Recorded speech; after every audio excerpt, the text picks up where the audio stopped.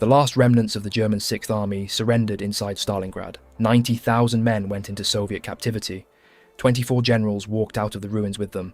Field Marshal Friedrich Paulus, elevated to his rank by Hitler the night before in the expectation that no German field marshal would allow himself to be taken alive, surrendered in a department store basement. The greatest single defeat in the history of the German army was complete, and within 72 hours the Red Army was already moving west. What followed Stalingrad was not a measured Soviet advance, it was a lunge. Stalin and his commanders at Stavka believed that the destruction of the Sixth Army had broken the German will in the south, and they moved with an urgency that outpaced their own supply lines. 3 Soviet fronts, the Voronezh front under General Philip Golikov, the southwestern front under General Nikolai Vatutin, and the southern front under General Andrei Yeremenko, drove west and southwest simultaneously across the frozen steppes of Ukraine. Their collective objective was nothing less than the total destruction of German Army Group South. If the plan worked, the entire German force in southern Russia would be pinned against the Dnieper River and the Sea of Azov and annihilated. The war on the Eastern Front would be over. For 6 weeks it looked as though it might succeed. Kursk fell to Soviet forces on February 8th, Belgorod fell on February 9th.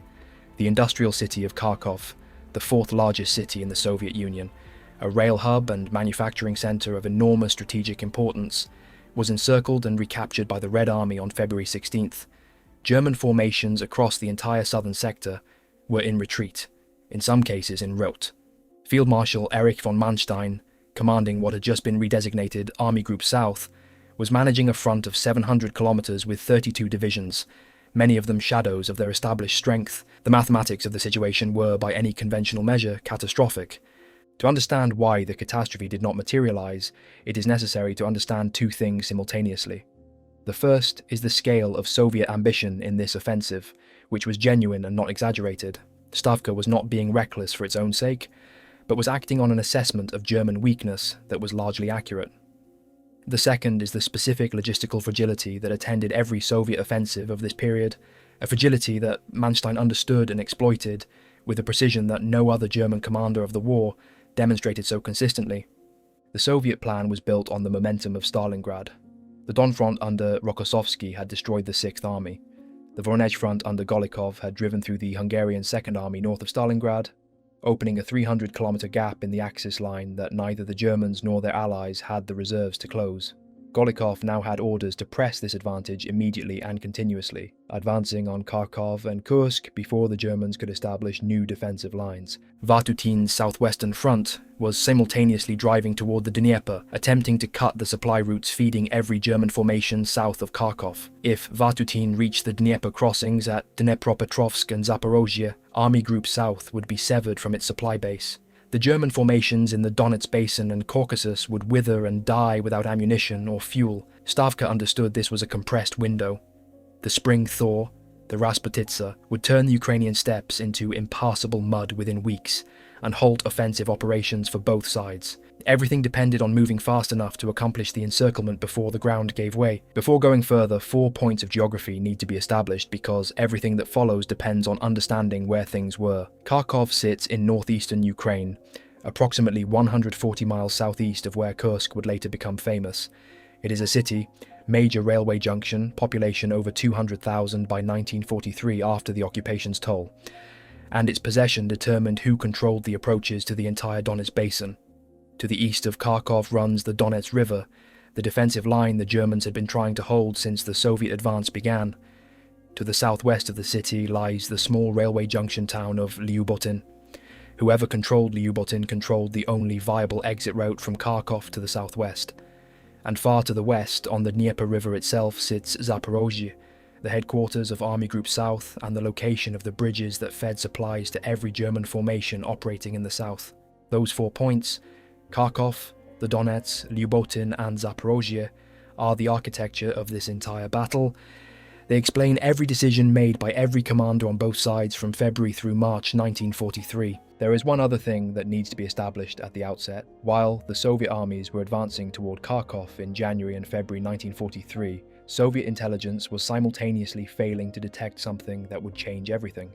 3 divisions of the Waffen-SS, the Leibstandarte SS Adolf Hitler, the 2nd SS Division Das Reich, and the 3rd SS Division Totenkopf had been resting and refitting in France since the spring of 1942. They had been battered in the winter battles of 1941–42, withdrawn from the front, rebuilt and re-equipped. By early 1943, they were fully manned, fully supplied, and possessed of the specific kind of battle hardening that only veterans who have survived a previous catastrophic winter possess. The Germans had assembled them for the first time as a combined corps, designated the SS Panzer Corps under SS Obergruppenführer Paul Hauser, and shipped them east by rail. They arrived at Kharkov just as Operation Star, the Soviet offensive aimed at retaking the city, was beginning. Soviet intelligence had concluded that the Wehrmacht was in full retreat toward the Dnieper and reported this upward through the chain of command. Stavka believed it. The SS Corps was invisible in the Soviet intelligence picture until its formations were already in contact. That failure of Soviet intelligence is what made everything else possible. The combined strength of the SS Panzer Corps in early February 1943 was approximately 20,000 men. They were outnumbered in some sectors severely. General Philip Golikov had 200,000 soldiers under his command against General Hubert Lanz's 50,000, defending Kharkov and its approaches. The Soviet rifle divisions had been reduced by months of continuous offensive operations, some to 4,000 men, some to fewer. But their numerical superiority across the front was not in question. Golikov tasked 3 of his 5 armies with a drive on Kharkov. Lieutenant General Kirill Moskalenko's 40th Army would advance from the north, pushing toward Belgorod and then swinging southwest to encircle Kharkov from above. Lieutenant General Mikhail Kazakov's 69th Army, newly formed, would push from the east and establish bridgeheads across the Donets, and the strongest of the 3, Lieutenant General Pavel Rybalko's 3rd Tank Army, 4 tank corps, 4 rifle divisions, with supporting artillery, would cross the Donets south of Kharkov and complete the encirclement from below. The 3 armies were to converge at Lubotin, the railway junction southwest of the city. Once Lubotin was taken, the German garrison inside Kharkov would have no way out. On February 6, 1943, in the deep snow east of the Donets River, near the village of Malinovka, Major Kurt Meyer of the Leibstandarte's reconnaissance battalion was watching a Soviet column moving west toward his concealed position. Meyer had been sent across the river to cover the withdrawal of the remnants of the German 298th and 320th Infantry Divisions, formations that had been shredded by the Soviet advance. What passed through Malinovka that morning told the story of what the Wehrmacht had become in this sector. Approximately 1,400 survivors of the 2 divisions moved through the position in the hours before dawn, men with fingers and toes black from frostbite, bodies wrapped in blankets and rags rather than uniforms, faces hollowed by cold and hunger. They bore no resemblance to the soldiers who had marched east in 1941. They barely resembled soldiers at all. Meyer's half-tracks and assault guns were concealed in a belt of woods on rising ground east of the village, their engines silent, their crews under strict orders to hold position and hold fire. The ground sloped uphill from the road toward the German positions, giving Meyer's gunners clear fields of fire against anything moving along the valley floor below. The Soviet column came on with the confidence of an army that had been advancing for weeks and had found only disintegrating opposition.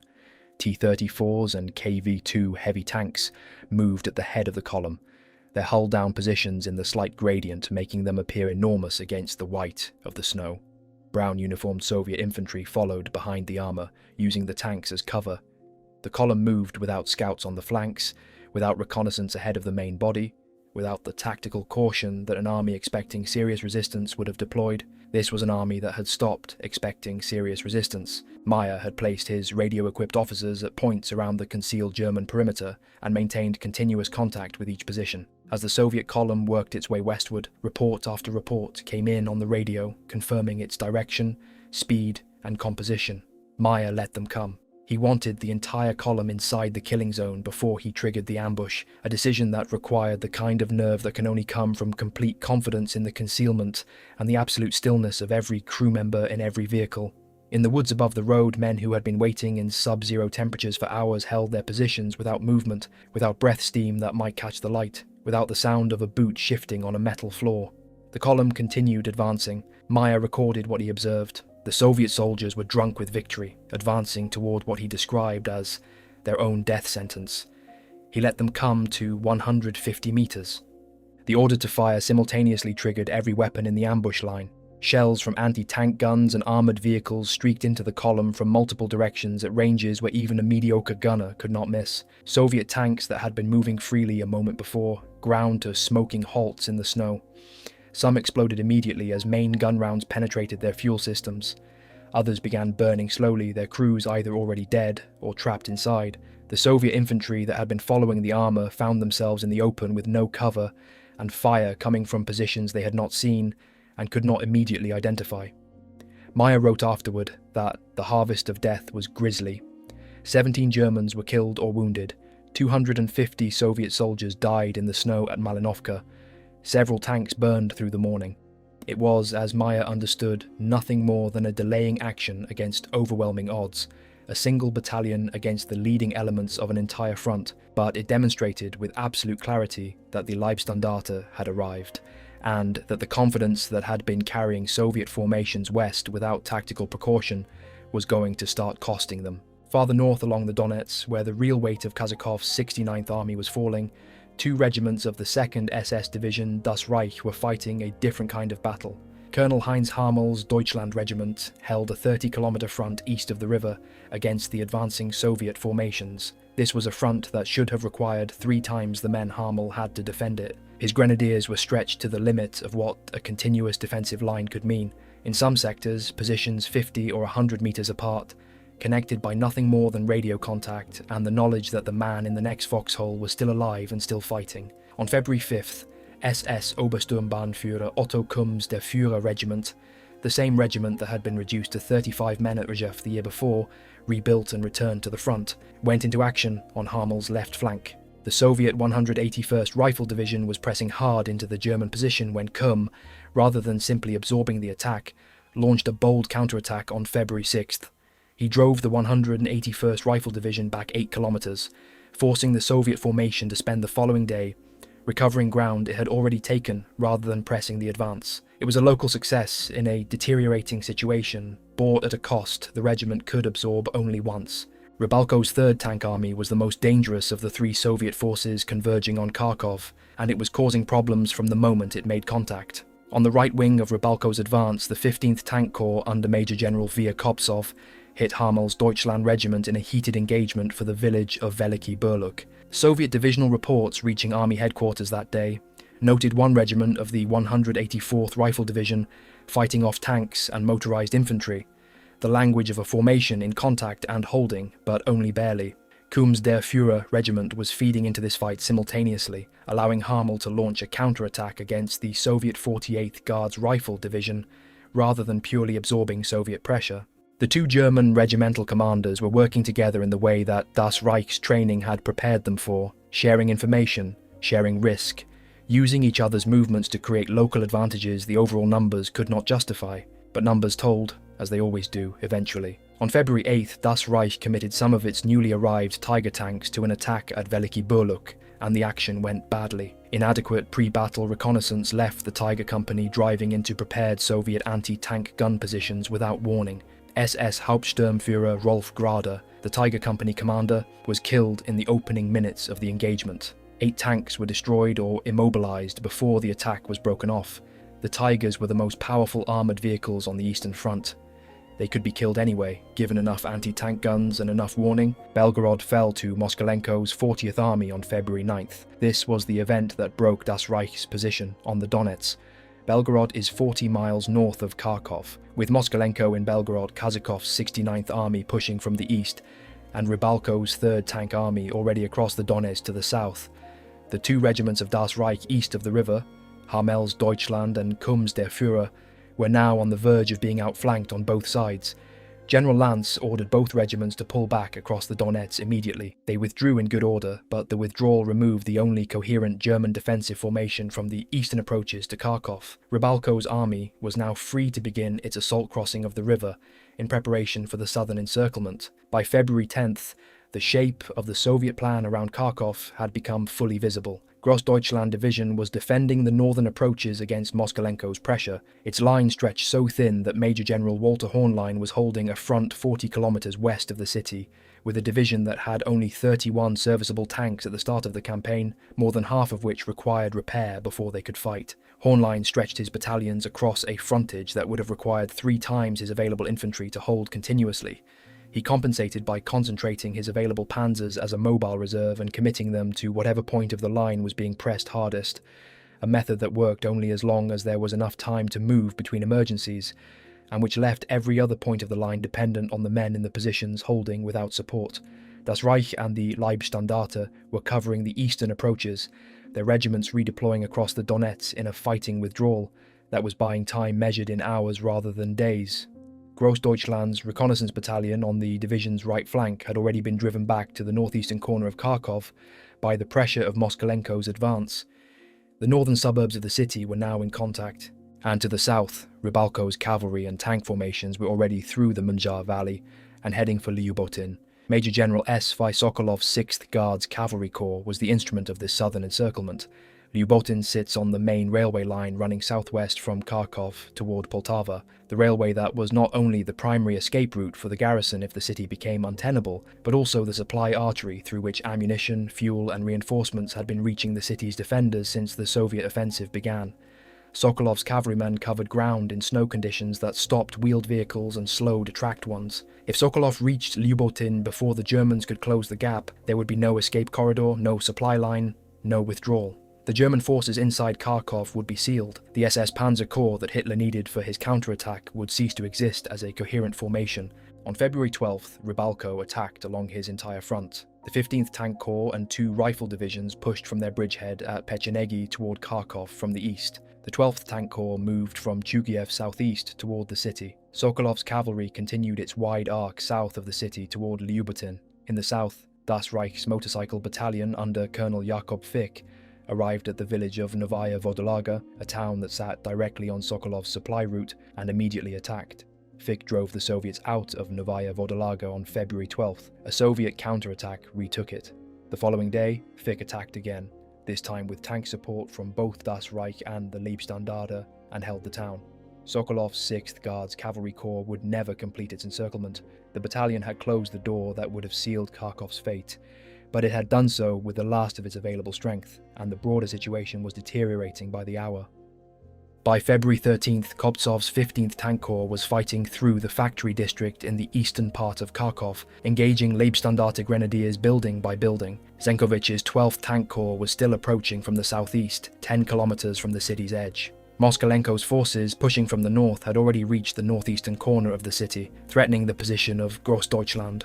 On February 13th, the last division of Hauser's SS Panzer Corps, Totenkopf, detrained at Poltava, 140 kilometers southwest of Kharkov. It would not reach the battle in time to change the outcome of this phase. Adolf Hitler had ordered that Kharkov be held to the last man. General Lanz had forwarded the order.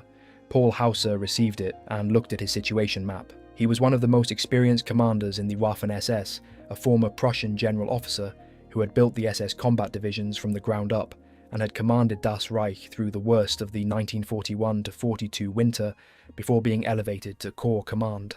He understood the difference between a position worth dying for and a position that simply killed men. What he saw on February 14th was unambiguous. His division commander Wahl, who had taken over Das Reich from the seriously ill Kepler on February 10th, informed him the division had no reserves left for the multiple breaches that had opened in its lines during the course of the day. Hamel's Deutschland Regiment, which had been defending the eastern approaches to the city while simultaneously trading fire with Kazakov's rifle divisions, had reached the point where its available strength no longer permitted a coherent defensive front. Not a fighting withdrawal, not a staged retreat to a secondary line. The regiment had enough men left to hold specific positions or to move, but not simultaneously to do both. The southwest corridor through Lyubotin was narrowing by the hour as Kravchenko's 5th Guards Tank Corps came in from the northwest, and Sokolov's cavalry pressed from the south. If Hauser held in compliance with Hitler's order, the SS Panzer Corps would be destroyed inside the city. There would be no rescue. There were no reserves. The only formation capable of doing anything useful in this entire sector of the Eastern Front would cease to exist inside the ruins of a city that Soviet forces would hold for a matter of weeks, before the German counterattack reclaimed it anyway. Hauser ordered the withdrawal. He instructed Wahl to begin an orderly retreat toward the southwest corridor that evening. When Lanz received word and countermanded the order, Hamel's Deutschland Regiment had already begun disengaging from its positions in eastern Kharkov. The movement could not be reversed without leaving the regiment's leading elements isolated inside the city with no means of extraction. Hauser rescinded his order on paper. He understood that the movement was already in progress and that rescinding it changed nothing on the ground. He later said simply that he saw no purpose in making the city a second Stalingrad. The accusation levelled against him by some post-war accounts that he had acted out of SS prestige to avoid the ignominy of having the core destroyed to court Hitler's favour in the aftermath by winning the city back, is contradicted directly by the operational records of both the SS Panzer Corps and the 4th Panzer Army. The Corps records show a commander who withdrew when withdrawal was the only rational option and whose decision preserved the force that would subsequently recapture the city and destroy 5 Soviet armies in the process. On February 15th, the Soviet forces around Kharkov redoubled their attacks simultaneously. Zenkovich's 12th Tank Corps and the 62nd Guards Rifle Division broke into the southeast quadrant of the city and engaged Leibstandarte Grenadiers in direct combat.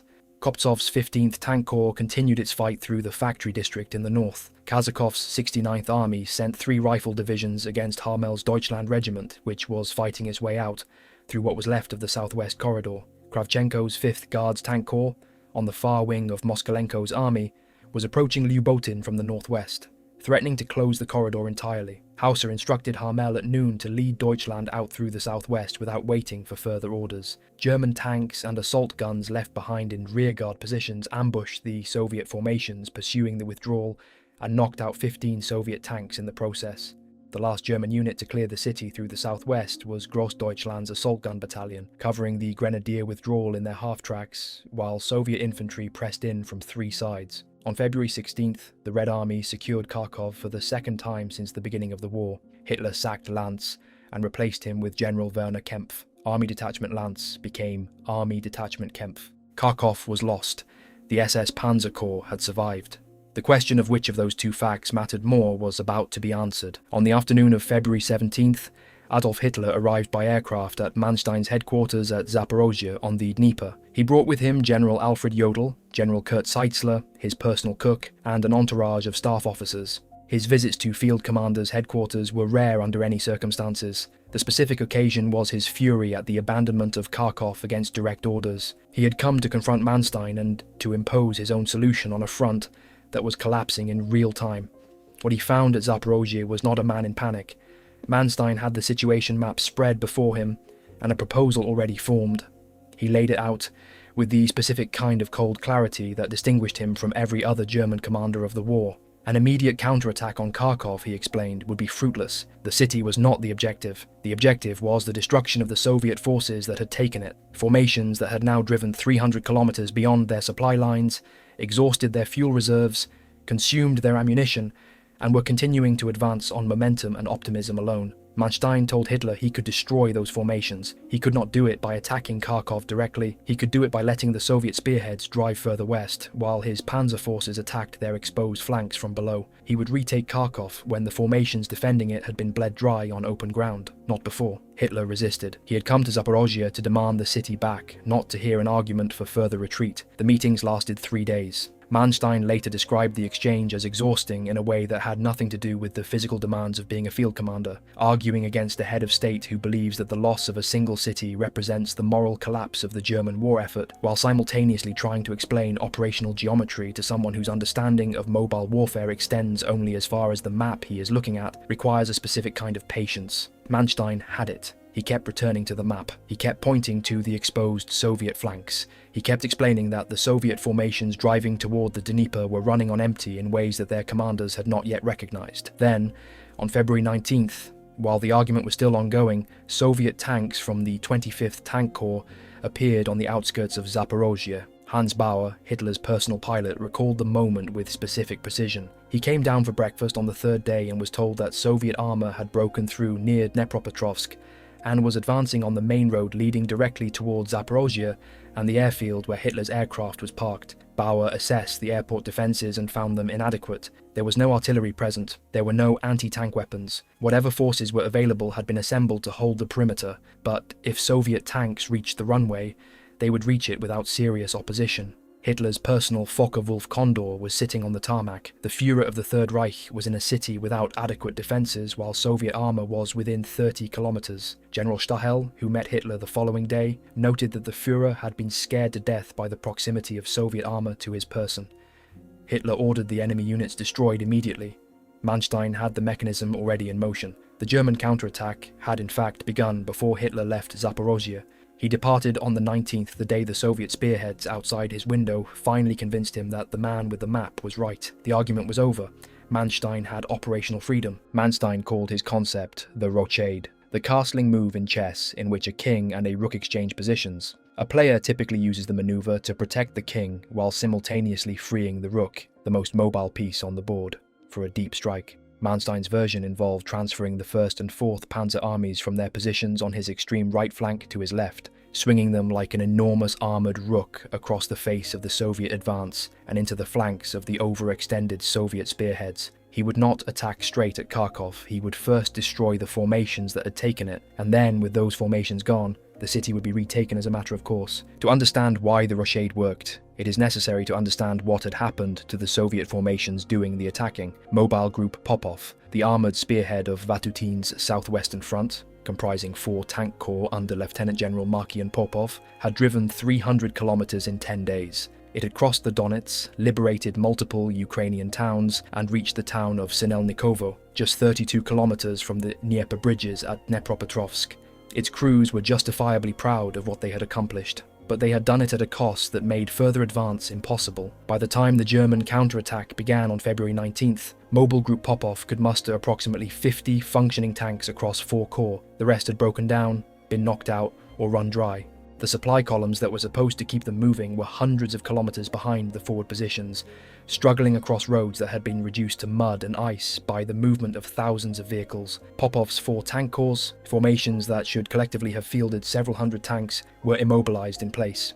The 4th Air Fleet under Field Marshal Wolfram von Richthofen had rebuilt its sortie capacity from 350 per day in January to 1,000 per day in February, and it struck the Soviet columns with devastating effect. Stuka dive bombers worked over Popov's positions and the advancing columns of Kharitonov's 6th Army with systematic patience. The Stukas did not need to be precise when the targets were vehicle columns stretched along open steppe roads, and the Germans had one additional advantage that determined the outcome before the panzers fired a shot. From February 12th onward, German signals intelligence had broken the codes used by the Soviet southwestern front. Manstein and his staff were reading Popov's and Vatutin's operational messages in near real time. They knew precisely where the Soviet formations intended to move, what they planned to attack, and where the gaps between units were widest. Soviet commanders believed the Germans were retreating for the Dnieper. German commanders knew exactly what their opponents thought and where they were going to look next. The asymmetry of information was total. Das Reich moved south from its assembly area near Krasnograd on February 20th. Totenkopf arrived 2 days later from Poltava and immediately drove into the attack alongside it, widening the breach into the Soviet left flank. Das Reich's advance was not a cautious probing action. The division's Panzer Grenadier regiments and supporting armour drove at speed through Soviet positions that were already disintegrating. Units whose fuel had run out, whose ammunition was exhausted, and whose commanders were receiving contradictory orders from a headquarters that no longer had a clear picture of the battle. The SS battle groups cut the supply lines running into the Soviet spearheads and pressed north, adding to the chaos behind the forward Soviet positions. On February 23rd, the 48th Panzer Corps joined the attack from the west, placing the Soviet formations between 3 converging German armoured forces simultaneously. To the east, the 1st Panzer Army drove north to isolate Mobile Group Popov from below, while Hoth's 4th Panzer Army drove northeast to complete the envelopment.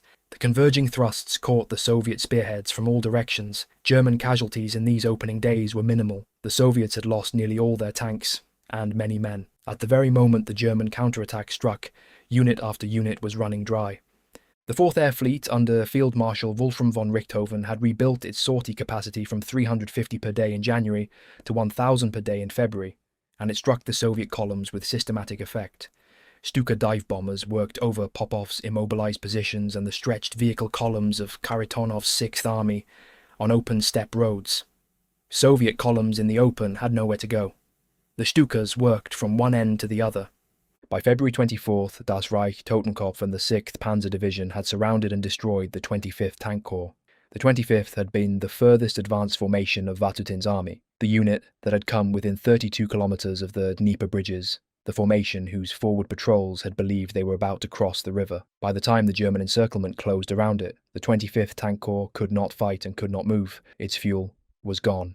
Its crews blew demolition charges into the engines of their remaining vehicles, set fire to what could burn, and walked. The 25th Tank Corps, a formation that had covered 300 kilometers in 10 days, walked back to Soviet lines through the Ukrainian winter on foot, leaving behind everything.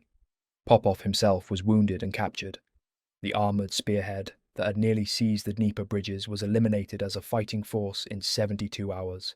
Hoth's 4th Panzer Army carved up Kharitonov's 6th Army over the following 5 days. The Soviet 6th Army, the formation driving for the Dnieper on Popov's left, was caught by the converging German Panzer Corps in open ground with its flanks exposed and its supply lines already cut. The destruction was methodical. Soviet units that tried to fight in position were enveloped. Units that tried to withdraw were overtaken by the faster German armour. By the last week of February, the southwestern front was in full retreat back toward the Donets. Vatutin's formations had lost the bulk of 2 field armies. What remained was running east, but Stavka was not finished. On February 22nd, alarmed by the pace of the German reversal, Golikov redirected Rybalko's 3rd Tank Army south with orders to attack the German forces around Krasnograd and relieve what remained of the 6th Army. This was the decision that completed Manstein's trap. Rybalko's army, already badly reduced by 6 weeks of continuous offensive operations, its corps were division-sized at best, its supply situation no better than Popov's had been before the Germans struck, was now driving into the flank of an SS Panzer Corps that was at its highest operational tempo of the entire campaign. Das Reich and Totenkopf struck Rybalko's formations without delay. The 3rd Tank Army had been Manstein's most dangerous opponent during the Soviet advance on Kharkov in February, the force that had nearly completed the city's encirclement from the south. In early March, fighting south of the city rather than in it, it became the target of the same divisions it had been pursuing 7 weeks earlier. The outcome was no longer in question from the moment contact was made. Kopsov's 15th Tank Corps, spearheading Rybalko's relief effort, was encircled and annihilated. The same Kopsov whose corps had been fighting through Kharkov's factory district in February, whose tanks had engaged Leibstandarte grenadiers in the city's eastern suburbs, was now caught on open ground with his flanks exposed and his supply lines cut, fighting the same SS divisions he had been chasing. Zenkovich's 12th Tank Corps managed a fighting withdrawal to the northwest, escaping the worst of the encirclement, but losing most of its remaining armour in the process. By March 5th, the 3rd Tank Army had shifted entirely to the defensive and was constructing a new line facing southwest from Novaya Vodolaga, the village Das Reich's motorcycle battalion had fought to hold in February,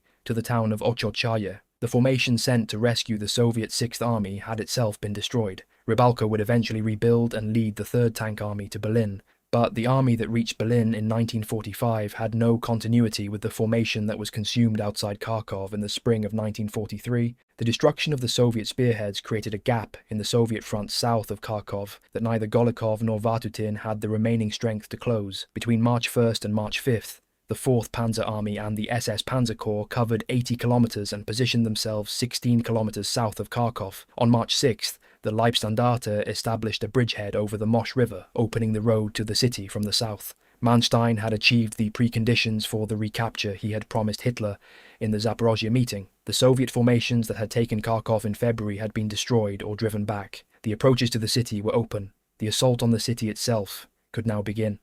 On March 7th, with the spring thaw approaching and the operational window closing, Manstein ordered the drive on Kharkov directly, rather than the encirclement from the north that his formal orders specified. He accepted that the street fighting that would follow would be brutal and expensive, and that the SS Panzer Corps would absorb casualties it could not fully replace before summer. He ordered it anyway. The remaining Soviet force in and around the city, Rybalko's badly mauled 3rd Tank Army, reinforced by the 1st and 2nd Guards Tank Corps and 4 rifle divisions, was waiting. The city had been prepared for defence during 3 weeks of Soviet occupation. Rybalko's men had not wasted the time. The assault formation that approached Kharkov on March 11th reflected both the strength and the characteristic audacity of the SS Panzer Corps. Das Reich, now under the operational direction of Kampfgruppe Hamel, built around Heinz Hamel's Deutschland Regiment, attacked from the west, driving toward the city's main railway station. The Leibstandarte, advancing from the north in multiple Kampfgruppes named after their commanders, Krass, Sandig, Hansen, Witt, Meyer, struck into the northern suburbs simultaneously. Totenkopf screened the northwest to prevent Soviet reinforcement or escape. Each Kampfgruppe was assigned a specific road to attack down. Each had its own armour support, its own engineer element, its own artillery observers. The force at Manstein's disposal for this assault was not the fresh, confident corps that had arrived from France in January. It was a formation that had fought continuously for 7 weeks, absorbed thousands of casualties, and was operating in conditions that the approaching spring thaw made more difficult each day. The mud was beginning. The roads that had been firm enough for armour in January and February were softening. Manstein had a narrow window, and he used it. Das Reich entered the western suburbs of Kharkov on March 11th and immediately met the first of the city's prepared defences. After penetrating into the Zalutino district, the leading elements were stopped cold by a deep anti-tank ditch that had been dug along the length of the western approach and lined with Soviet riflemen, anti-tank guns and dug-in armour. The ditch was crossable, but crossing it under fire required engineers and supporting weapons and time, all of which cost men. The attack stalled in the western approaches through the afternoon. In every lane, in every courtyard behind the ditch, Soviet machine gun teams and anti-tank guns had pre-sighted their fields of fire during 3 weeks of occupation. Each building had been prepared as an individual strongpoint, loopholes knocked through lower walls, firing positions established in upper windows, anti-tank weapons positioned at angles that covered the street approaches, without exposing their crews to direct fire from the front. Soviet defenders waiting inside those buildings had the specific psychological advantage of men who know exactly what they are defending and exactly where the attackers must come from. German soldiers approaching those buildings did not know, until they found out, what was waiting at each specific window. A German soldier advancing through Kharkov streets in March 1943 was navigating a problem that repeated itself at every intersection. The panzer ahead of him could destroy the machine gun position it could see. It could not see the position in the building behind him, or the sniper in the upper floor of the building to his left, or the anti-tank gun tucked into the courtyard 3 buildings ahead. The city broke every formation into its smallest components. A tank without infantry was destroyed by close-quarters weapons fired from positions the crew could not depress their main gun to reach. Infantry without tanks were cut down by the heavy weapons they could not suppress without armour support. The solution was to work together at ranges measured in metres, clearing each building before moving to the next. Taking the time that clearing required regardless of the pressure from the command chain above.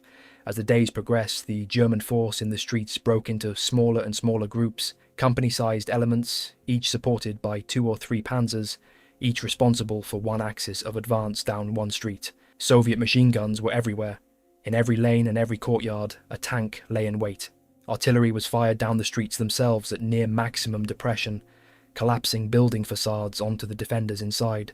Engineers moved with each group, blowing gaps through interior walls to allow movement between buildings without returning to the street. It was not tank warfare. It barely qualified as infantry warfare in any traditional sense. It was a building clearing exercise conducted under continuous fire, and every building cost men. During the night of March 11th to 12th, a breakthrough element of Das Reich crossed the anti-tank ditch at a weakened point, taking the Soviet defenders on the far side by surprise and opening a gap wide enough for tanks. The defenders who had been holding the ditch were pushed back under armour fire and grenadier assault in the darkness, losing the position before the strength of the German penetration was clear to Soviet commanders. By dawn on March 12th, Das Reich had a foothold inside the western city that its supporting armour could exploit. The division pressed toward the main railway station on the western side of the city centre, fighting through each block with the same grinding method. Suppress, breach, clear, advance. Soviet counterattacks were launched from multiple directions. As the German column penetrated deeper, each one requiring the leading elements to turn and fight before they could continue forward. Hammel's forces reached the railway station and secured it, the furthest penetration Das Reich would make into Kharkov's interior, and the point where Hoth's order to disengage reached Hauser for the first time. Hoth ordered Das Reich to break off the city assault and redeploy northeast to cut off Soviet troops escaping through Kharkov's eastern districts. Hauser effectively ignored the order. Das Reich was in the middle of close urban combat at the railway station, with its forward elements committed. Breaking off mid-action, Hauser argued, would expose those forward elements to a Soviet counterattack with no possibility of reinforcement or extraction.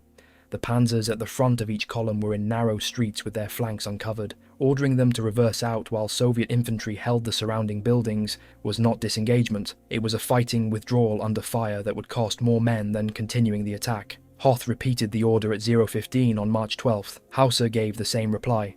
A third order was eventually obeyed. Das Reich disengaged through a corridor that the Leibstandarte had opened in the northern city, crossed northern Kharkov, and redeployed east. The railway station remained in German hands. This was the second time in a month that Hauser had disobeyed a direct order from a superior, the first being Hitler's order to hold Kharkov to the last man, the second being Hoth's order to break off a battle at its decisive point. The SS Panzer Corps records note both incidents, neither produced an apology. In the northern districts, the Leibstandarte's advance on March 12th was the decisive movement of the battle. The Kampfgruppers under Witt, Meyer, Sandig, Krass and Hansen broke through the Soviet defensive line in the northern suburbs and drove south toward the city centre. Every building was a problem that had to be solved individually. Soviet snipers occupied upper floor positions along the entire axis of advance, and their fire made the streets impassable for infantry moving in the open. Clearing them required grenadiers entering each building from the side or rear, while armour suppressed the windows from the front. A manoeuvre that took time and cost men and had to be repeated at every building on every block. Machine gun positions in basements and ground floors were destroyed with explosive charges thrown through ground floor windows or by bringing panzers to point-blank range and firing directly through the wall. The noise inside Kharkov during those 4 days was unlike anything the grenadiers had experienced in open country. Each shot, each explosion, each burst of machine gun fire reflecting off the buildings on both sides of the street and building into a continuous sonic assault that made command and communication nearly impossible. Officers who needed to shout their orders at 3 meters were not always heard.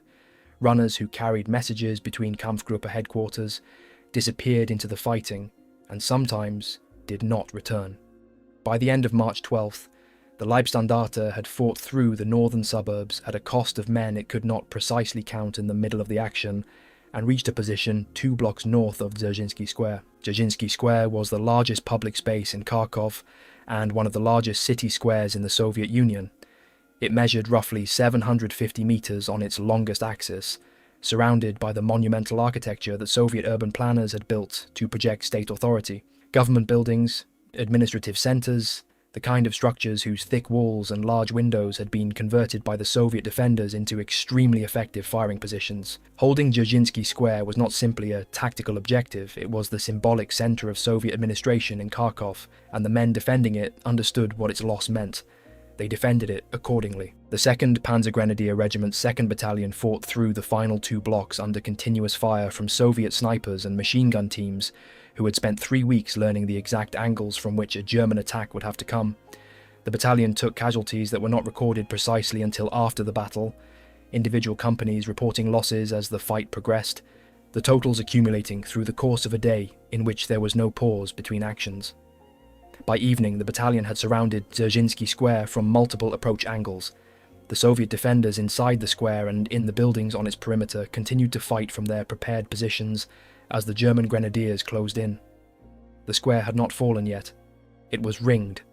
That night, the 3rd Battalion of the 2nd Panzer Grenadier Regiment, under the command of SS Sturmbannführer Joachim Peiper, linked up with the encircling battalion at Dzerzhinsky Square and immediately continued the attack southward. Peiper's battalion did not stop to consolidate the square.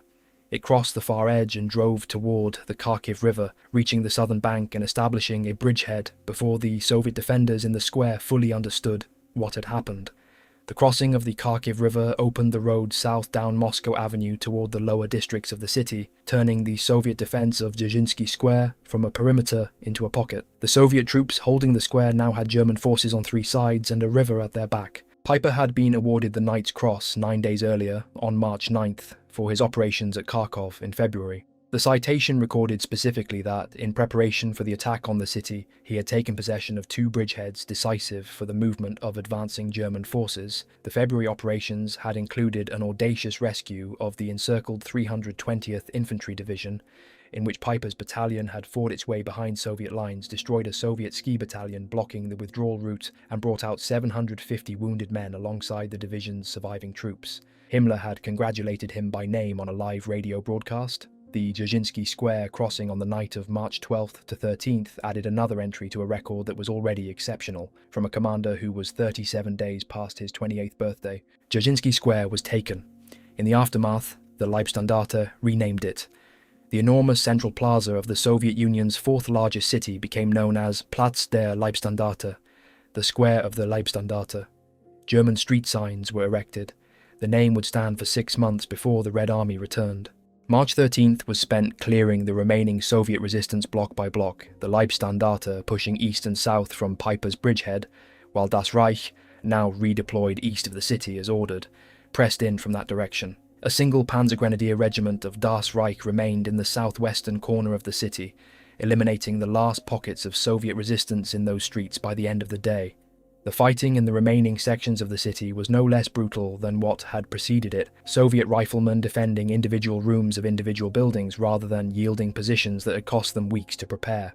A German soldier who entered a building expecting the resistance to have broken found instead that each room was contested separately, that each stairwell was a choke point, that each cellar might contain a defensive position that had survived everything above it. 2/3 of the city was under German control by nightfall. Fighting wound down on March 14th. On March 15th, the last Soviet defenders were cleared from Kharkov's eastern districts. The city was secured. 3 days later, on March 18th, Grossdeutschland Division spearheaded the recapture of Belgorod, 40 miles to the north. The town that Moskalenko's 40th Army had taken on February 9th, the capture that had outflanked Das Reich on the Donets and set the Soviet encirclement in motion, returned to German hands in a single day of fighting. By March 18th, the spring thaw was arriving in earnest, and further armoured operations were becoming impossible. The mud that followed the thaw, the Rasputitsa, the season of roads dissolving into impassable quagmire, halted everything. Both sides dug in. The line of German advance at the moment operations ceased became the southern shoulder of a salient pointing north toward Kursk. That geographic accident, the salient shaped by the momentum and then the halt of Manstein's counterattack, determined the next major battle of the Eastern Front. The final accounting requires precision. The Red Army's losses across the full Donets campaign from February 19th to March 18th totaled approximately 45,219 killed or missing and 41,250 wounded. 52 Soviet divisions were destroyed or rendered combat ineffective. German High Command figures for March 18th reported 19,594 Soviet prisoners, 1,140 tanks confirmed destroyed, and 3,000 guns captured or put out of action. The SS Panzer Corps, which bore the heaviest combat burden on the German side across both phases of the operation, the defence and the counterattack, lost approximately 4,300 killed and 7,000 wounded from a combined starting strength of 20,000 men. More than half the corps became casualties between February and March 1943. The soldiers who renamed Dzerzhinsky Square paid for that name in a currency that cannot be recovered. Manstein's achievement was understood in different ways by the people closest to it. Hitler called it a turning point and granted extra leave to formations that had fought in the campaign. Manstein understood it as a demonstration of a principle, that mobile defence conducted by professional armoured forces against an overextended enemy could reverse disasters that conventional military logic declared irreversible. The soldiers who had been in Kharkov's streets for 4 days understood it differently again. The Leibstandarte had lost the city in February and recaptured it in March with the same men. The ones who survived it did not speak about it in the language of turning points or operational principles. They remembered the buildings, the individual rooms, the specific intersections where specific people died. The campaign had cost the SS Panzer Corps what it could not replace. The veteran corps of experienced NCOs and junior officers who had survived every previous battle. Those men did not come back from the buildings of Kharkov. The formations that carried the same divisional designations into the summer of 1943 at Kursk were different formations in every human sense, whatever their order of battle said. What no one understood clearly in March 1943 was how quickly the balance would shift again.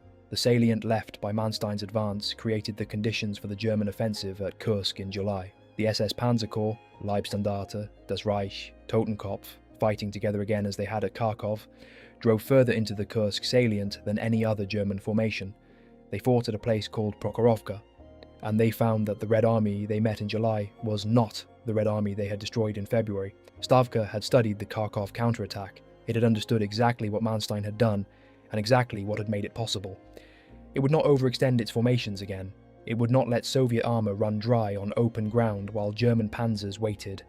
It had rebuilt its losses faster than the Wehrmacht believed possible, and it had rebuilt them differently, with the hard-won understanding of commanders who had survived Manstein's counterattack and knew now what they were dealing with.